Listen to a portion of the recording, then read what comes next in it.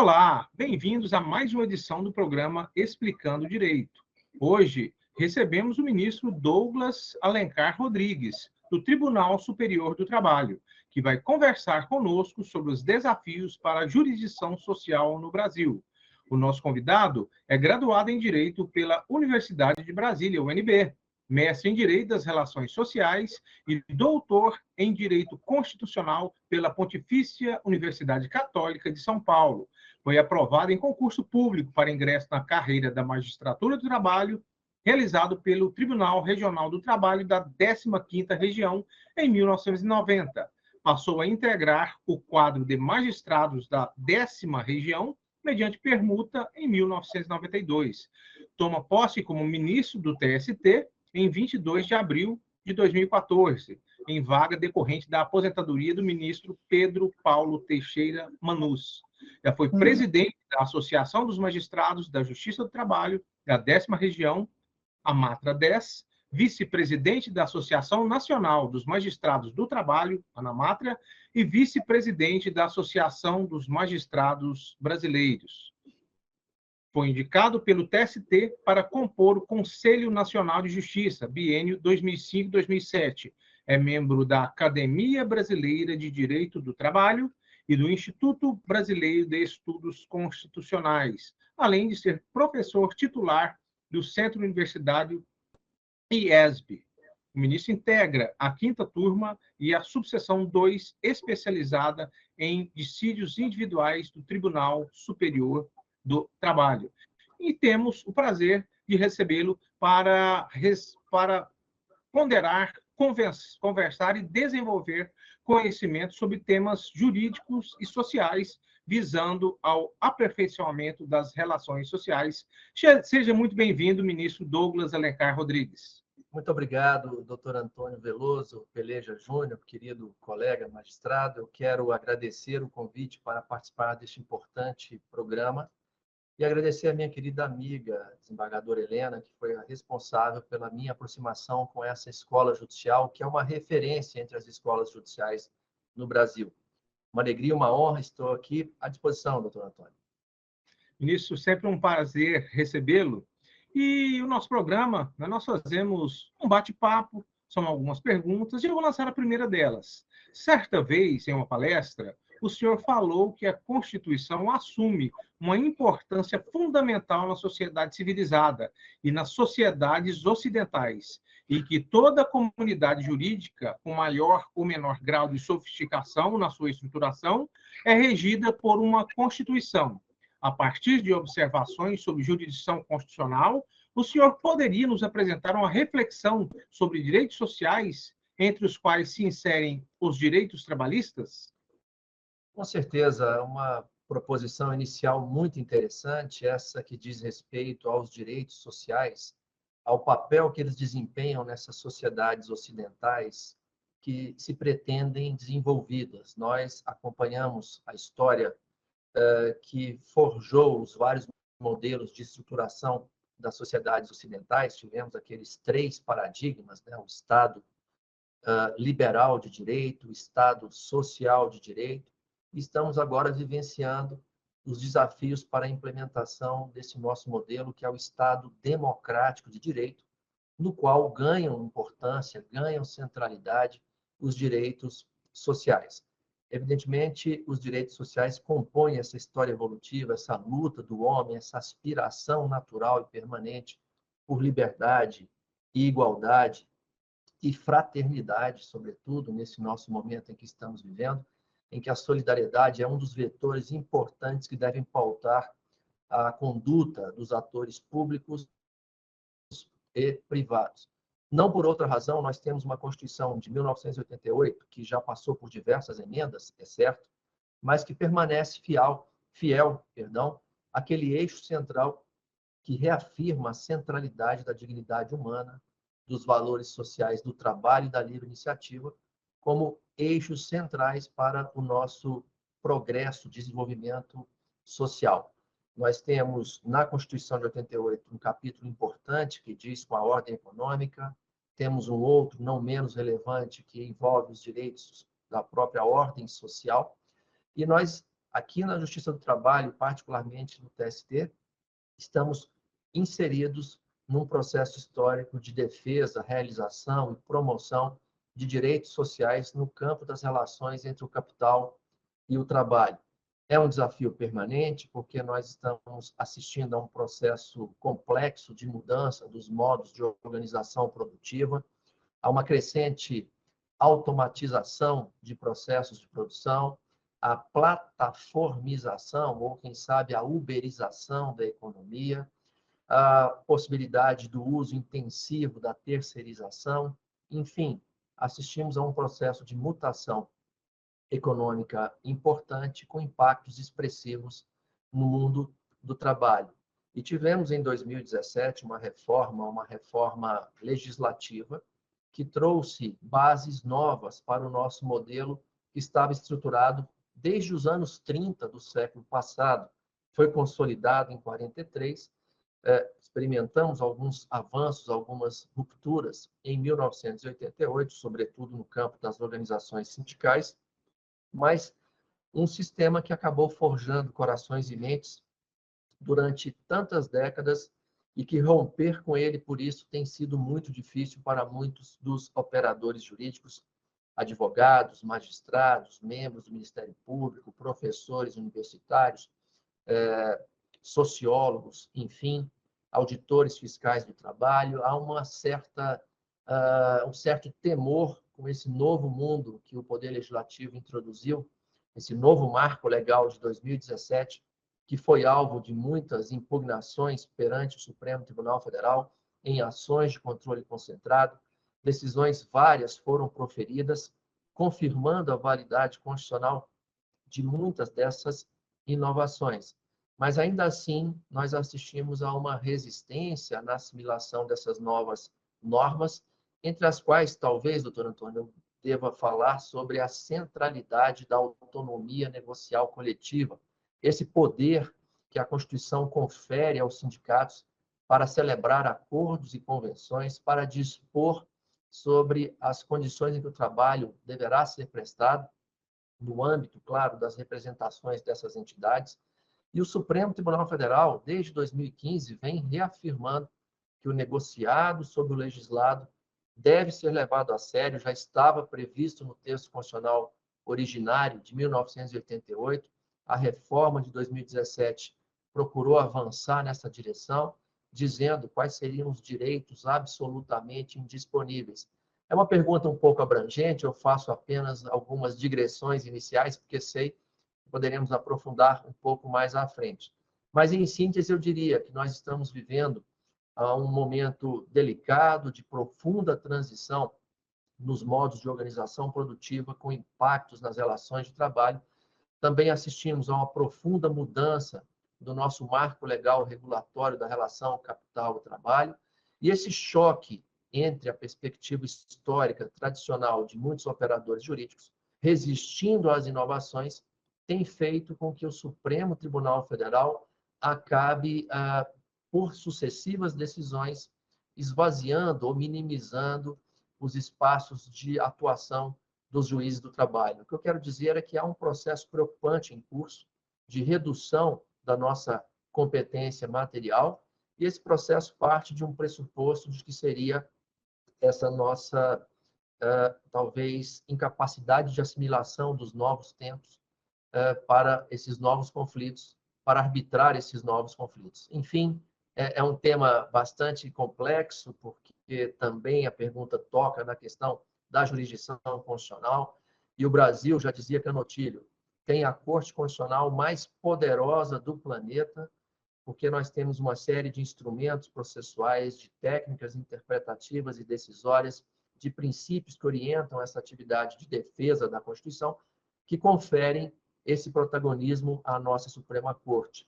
E é um protagonismo que resulta da própria provocação sistemática por parte de todos os atores políticos e sociais que levam ao Supremo um número crescente de demandas, as mais diversas, demandas que envolvem políticas públicas, que envolvem direitos fundamentais não realizados, enfim, um processo histórico complexo que nós estamos vivendo e que coloca também em perspectiva essa ideia clássica de tripartição de poderes com esse novo momento, enfim, que estamos aqui vivenciando. Doutor Antônio, eu peço desculpas, acabei me alongando, mas a pergunta aberta sugere também uma resposta um pouco mais aberta. Obrigado pela pergunta. Não, mas é isso, ministro. Foi uma questão bastante importante.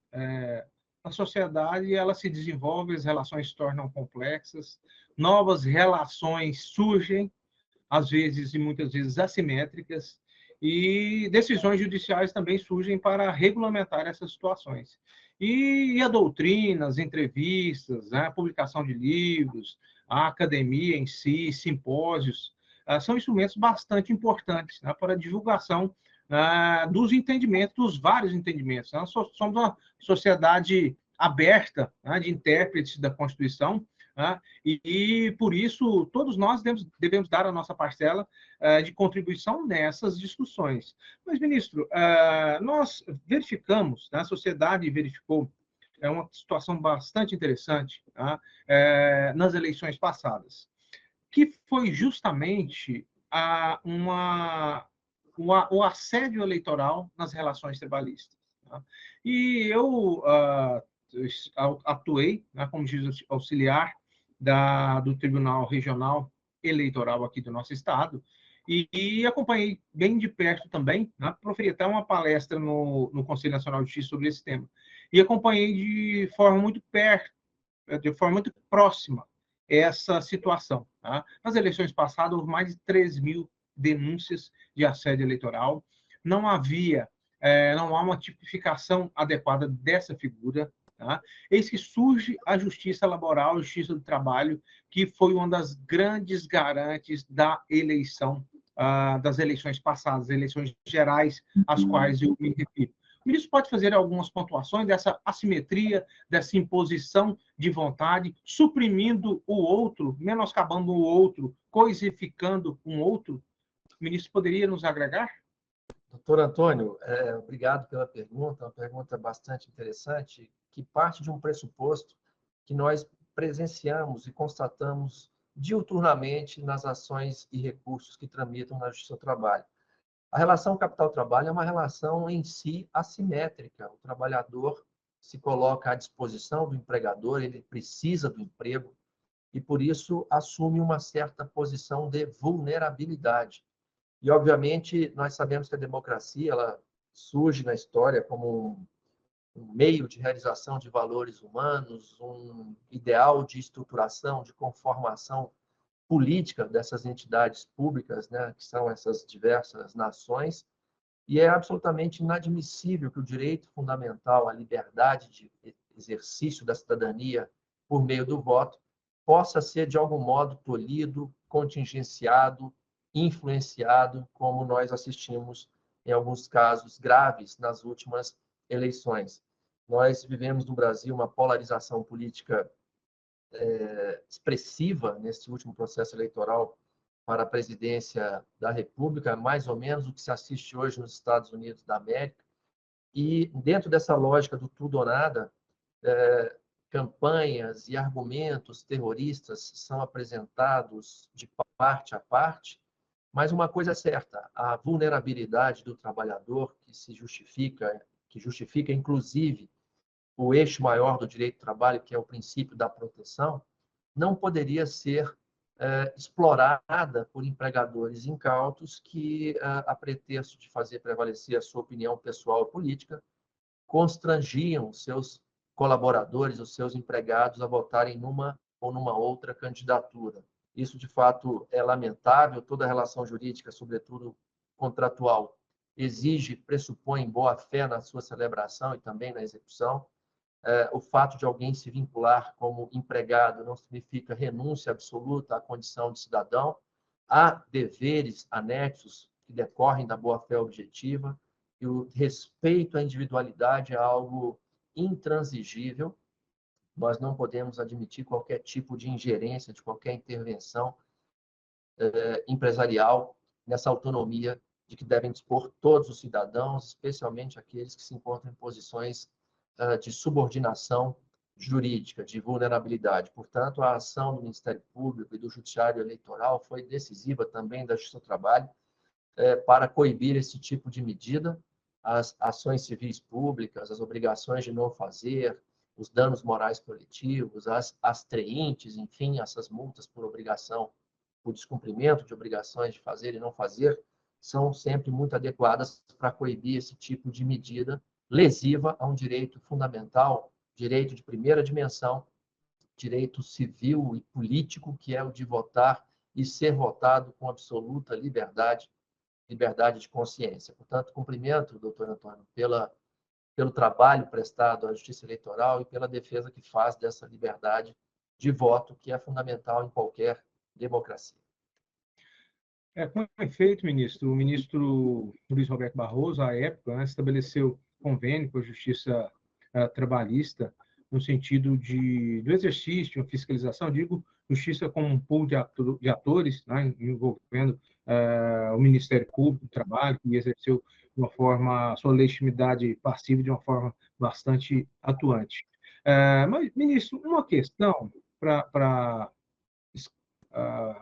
fazer alguma abordagem a mais sobre esse tema, até que ponto, numa relação do trabalho, o empregador pode discutir essas questões políticas com os empregados e vice-versa, até que ponto o empregado em uma empresa pode levar questões políticas para discutir com outras pessoas no ambiente de trabalho. Também uma questão importante, porque o trabalho, o espaço físico do trabalho acaba sendo também um espaço de socialização. Nós não conseguimos coibir determinadas práticas, inclusive não apenas ligadas ao assédio eleitoral, mas ao assédio moral, ao assédio sexual, que são chagas que precisam ser combatidas inegavelmente. Penso que toda relação jurídica, relação entre pessoas, relações sociais entre pessoas, deve se pautar por um princípio básico, que é o respeito à opinião divergente. Isso, nós que funcionamos em órgãos colegiados, bem sabemos que, às vezes, um voto divergente não é bem recebido por um colega, quando, na verdade, nós estamos ali exercendo um dever funcional de expor uma posição divergente, e isso submetendo a questão a um crivo maior de todo o colegiado, porque a soma de visões diferentes que fazem o melhor resultado, o resultado mais adequado para a solução desses casos concretos. Mas transpondo esse mesmo raciocínio para as relações pessoais que se estabelecem no ambiente de trabalho, é bem verdade que existem pessoas que exageram, que extrapolam os limites que devem pautar um convívio saudável, né? A liberdade de opinião, a divergência de opiniões, ela é natural e democrática. Nós vivemos numa sociedade que se pretende plural, que respeita a diferença. Aliás, a diferença ela é constitutiva do próprio Estado democrático de direito. Não há espaço para tutela moral de quem quer que seja. Cada um tem a livre liberdade de escolha de como quer viver a própria vida, de quais valores entendam devam ser professados, vividos, enfim.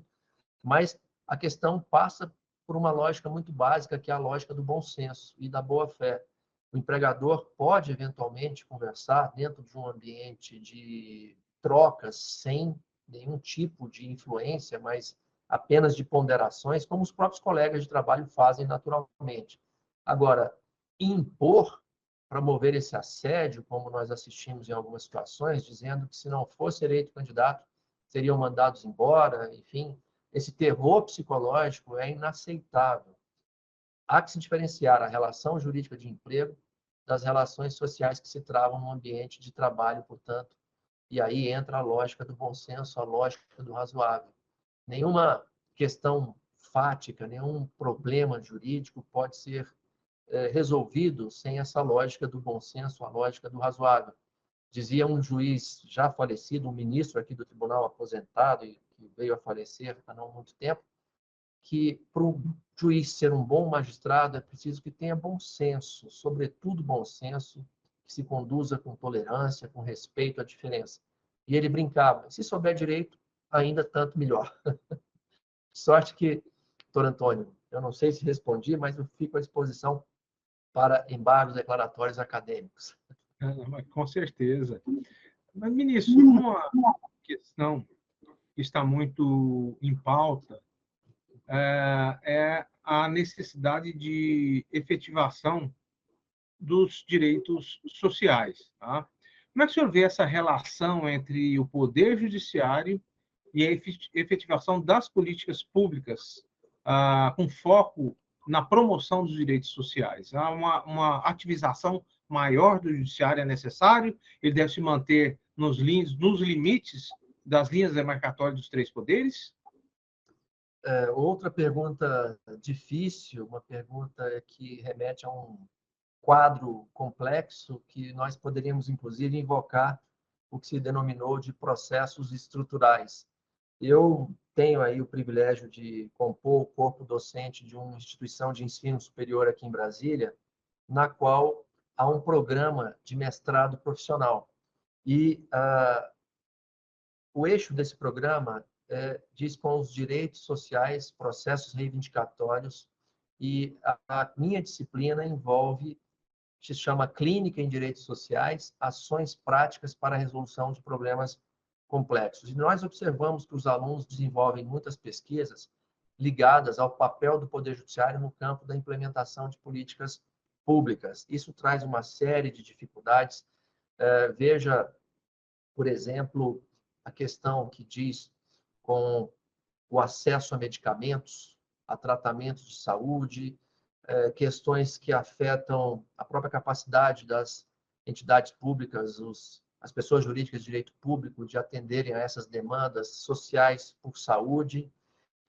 Nós temos o Conselho Nacional de Justiça também desenvolvendo estudos e políticas para melhor orientar os magistrados na solução desses casos. O direito à saúde é um direito assegurado em nível constitucional, é um direito fundamental importante, um direito social expressivo, e se é direito, há que haver mecanismos que garantam o seu exercício. Mas o fato é que nós temos problemas orçamentários que impedem o Poder Judiciário de assumir esse protagonismo que é desejado pela sociedade, uma vez que não se consegue ver o direito realizado no plano das pessoas públicas, de direito público, obrigadas a essas prestações. Mas essa transferência ao Poder Judiciário da implementação, da responsabilidade pela implementação de políticas públicas, ela traz uma série de desafios, porque nós temos os limites próprios de uma ação judicial, nós temos limites epistêmicos, limites do próprio processo, nós não temos condições de aferir os efeitos que resultam de eventuais escolhas interpretativas que os magistrados adotam nessas suas decisões, como o cobertor é curto, como se costuma dizer, atender a uma demanda individual pode impactar um número muito maior de pessoas, de cidadãos, com igual direito de acesso à saúde. Isso gera uma série de dificuldades em relação à isonomia, de sorte que temos problemas, de fato, na gestão dessas políticas públicas. Existem esses novos processos estruturais nos quais o Poder Judiciário acaba sendo convocado para agir, quem sabe, como um árbitro entre os atores públicos que estão se revelando incapazes de atender a determinadas demandas. O Supremo Tribunal Federal, por exemplo, adotou uma técnica lá da Corte Constitucional Colombiana que envolve a declaração de estado de coisas inconstitucional. Veja que interessante, o sistema prisional brasileiro foi declarado em estado de coisas inconstitucional e isso deve gerar uma série de desdobramentos. Políticas públicas, orçamento, atuação das polícias, das secretarias de segurança, dos poderes legislativos, enfim, um processo extremamente complexo, esse de implementação de políticas públicas. Aqui na nossa área específica, que é a jurisdição social do trabalho, nós assistimos ao trânsito de ações civis públicas que buscam obrigar determinados municípios a impedir trabalho de menores.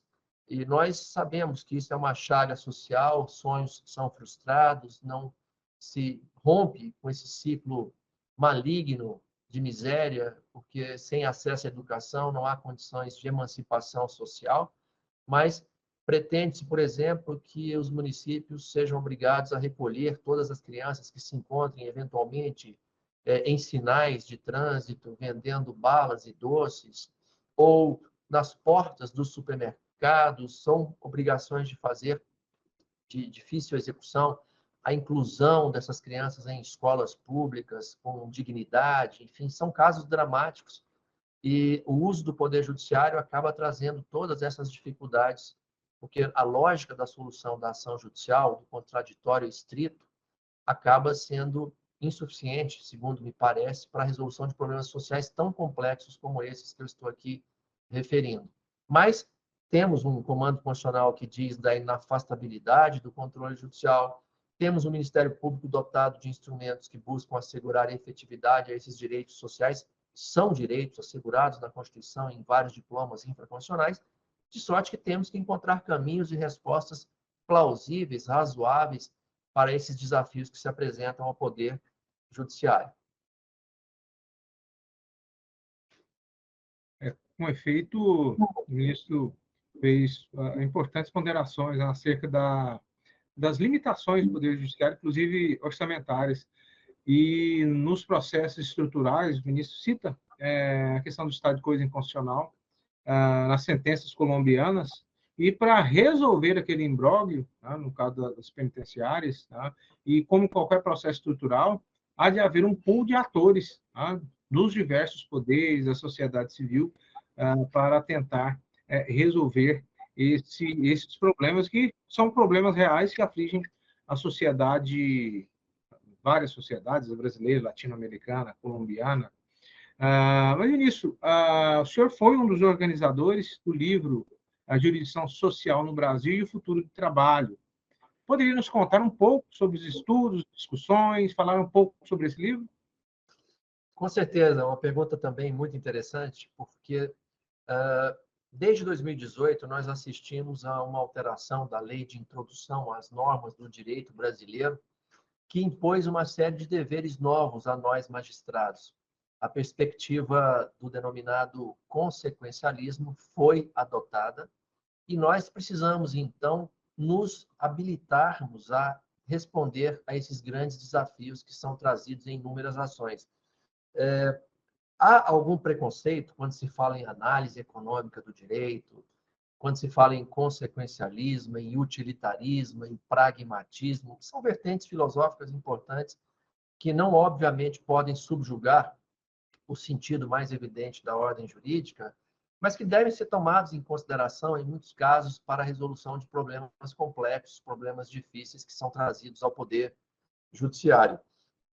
No nosso caso aqui, da Justiça do Trabalho, e acho que também em todos os ramos, de uma maneira geral, toda decisão judicial deve se pautar numa perspectiva consequencialista. Não adianta proferir uma decisão bem fundamentada se o resultado prático vai gerar desemprego, exclusão social, agravamento da crise econômica. Nós temos que olhar de maneira macro para os conflitos que nos são trazidos e escolher respostas que produzam resultados que atendam aos interesses maiores da sociedade. Eu digo isso porque esse livro é resultado de um evento que nós estamos realizando já há alguns anos. Eu coordeno um Congresso Nacional da Magistratura do Trabalho, um evento que é produzido em parceria entre a Academia Brasileira de Formação e Pesquisa e a Associação Brasileira dos Magistrados do Trabalho. Nós estamos indo para a terceira edição, e agora com a novidade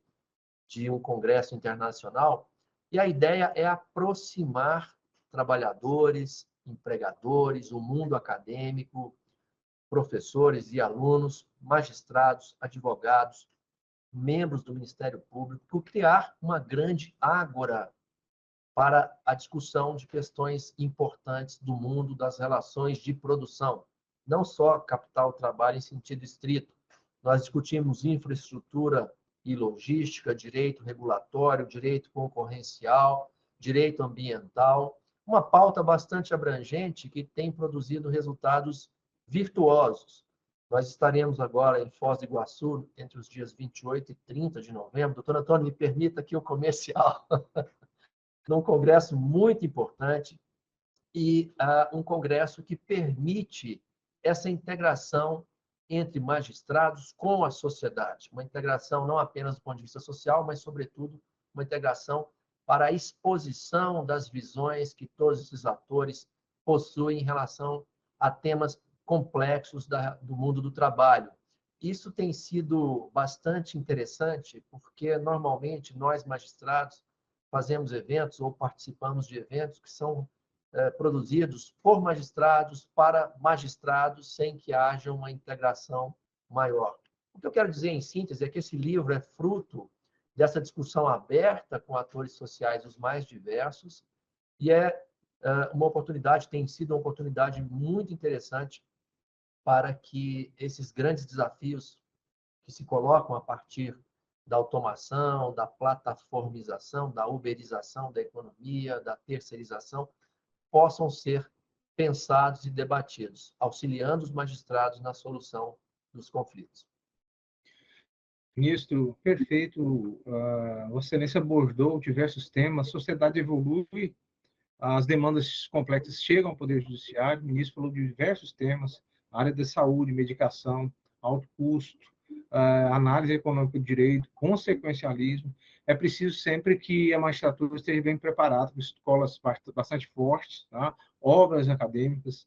Então, parabenizo a contribuição, a própria magistratura, a academia, que Vossa Excelência tem dado, tá? Por intermédio de suas obras, por intermédio de suas ações na magistratura do trabalho, não só na magistratura do trabalho, tá? Porque abordou assuntos da mais ampla envergadura, e os ramos da justiça eles são todos entrelaçados. E o grande exemplo disso foi justamente a garantia que a Justiça do Trabalho conferiu às eleições, né? E como o Guardiã ainda ontem conversava com um aluno, ex-aluno, que alunos são sempre alunos, né? Acerca da atuação da Justiça do Trabalho, do Ministério Público do Trabalho, nas últimas eleições, a questão que eles fizeram acerca também das várias palestras envolvendo os empresários, empregadores. Então, isso tudo é muito importante. Ministro, nosso tempo ele é escasso, né? Infelizmente, temos esse limitador de tempo. Passa a palavra, Vossa Excelência, para as considerações finais. Doutor Antônio Veloso Peleja Júnior, uma alegria ter estado aqui discutindo alguns temas difíceis, mas temas necessários. E, olha, fico muito feliz com o convite, peço que transmita a desembargadora Helena o meu abraço fraterno e afetuoso, e sigo na expectativa de, quem sabe, visitar o tribunal em Cuiabá e poder, enfim, comer um bom peixe, que é uma das marcas características da gastronomia cuiabana. Tenho muitos amigos aí, eu fui juiz aí em Cuiabá, nos idos lá prescritos do século passado. Foi uma experiência bastante exitosa, me habituei ao calor, o calor que também caracteriza as relações humanas. Portanto, o meu abraço e muito obrigado uma vez mais pelo convite. Ministro, com certeza, quando vier, será muito bem recebido. Recebemos hoje o ministro Douglas Alencar Rodrigues, do Tribunal Superior do Trabalho. Este programa é uma produção da Escola Superior da Magistratura de Mato Grosso, desembargador João Antônio Neto. Edições anteriores podem ser conferidas no Instagram, bem como no YouTube. Ministro, muito obrigado pela sua participação. Agradeço também a equipe técnica por estar conosco. Muito obrigado e até a próxima edição.